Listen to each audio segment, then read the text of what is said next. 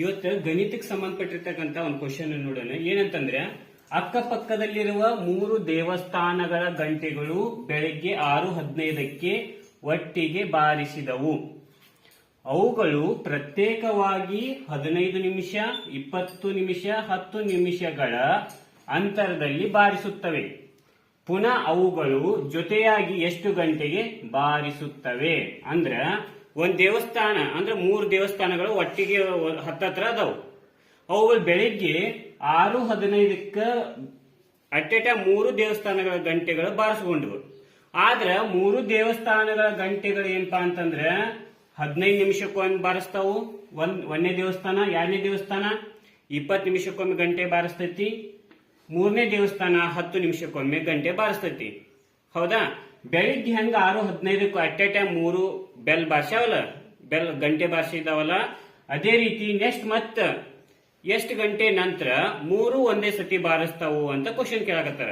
ಅದಕ್ಕೆ ನಾವ್ ಏನ್ ಮಾಡ್ಬೇಕಂತಂದ್ರ, ಇದಕ್ಕೊಂದು ಏನಂತಂದ್ರೆ ಗಣಿತದೊಳಗ ಮೆಥಡ್ ಐತಿ. ಏನಂದ್ರ ಲಸಾ ತೆಗಿಬೇಕು. ಯಾವ್ಯಾವ್ದ್ರದ್ದು?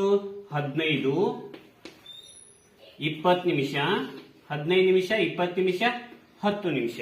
ಇವುಗಳ ಲಸಾ ಅನ್ನ ತೆಗಿಬೇಕು. ಲಸಾ ತೆಗದಾಗ ನೋಡೋಣ. ಫಸ್ಟ್ ಯಾವ್ದು? 5ರ ಮಗ್ಗಿ ತಗೊಳ್ಳೋಣ. 5 3 15, 5 4 20, 5 2 10. ನೆಕ್ಸ್ಟ್ ಮತ್ತೆ 2ರ ಮಗ್ಗಿ ತಗೋರಿ. 3ಕ್ಕೆ 3, 2 2 4, 2 1 2. ಮತ್ತೆ 2 ತಗೋರಿ. 3ಕ್ಕೆ 3, 2 1 2, 1ಕ್ಕೆ 1. ನೆಕ್ಸ್ಟ್ 3 ಮಗ್ಗಿ ತಗೋರಿ. 3 1 1 1.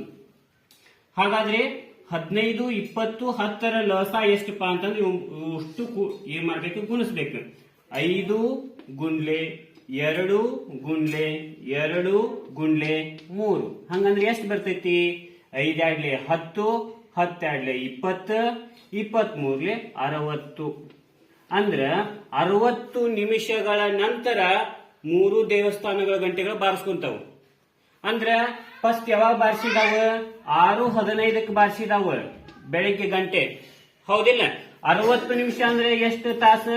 1 ತಾಸು. ಅಂದ್ರ 1 ತಾಸಿನ ನಂತರ ಬೆಲ್ 3 ಒಂದೇ ಸತಿ ಬಾರಿಸ್ಕೊಂತಾವ. ಅಂದ್ರೆ 6 ಗಂಟೆ ಇದ್ದಿದ್ದು 1 ಗಂಟೆ ಆಡ್ ಮಾಡಿದ್ರೆ 7 ಗಂಟೆ 15 ನಿಮಿಷಕ್ಕೆ ದೇವಸ್ಥಾನಗಳ ಗಂಟೆಗಳ 3 ಅಟ್ ಎ ಟೈಮ್ ಬಾರಿಸ್ಕೊಂತಾವು. ಅರ್ಥ ಆಯ್ತಾ? Okay, done.